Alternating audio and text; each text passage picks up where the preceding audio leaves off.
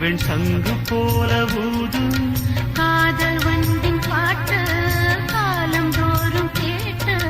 வீணை போல உன்னை கை நீட்டும் இந்த வேளை நூறு ராகம் கேட்கும் நோயை கூட தீர்க்கும் பாதி பாதியாக சுகம் பாக்கி இங்கு ஏது மீதமின்றி தந்தாள் என ஏற்றுக்கொண்ட மாது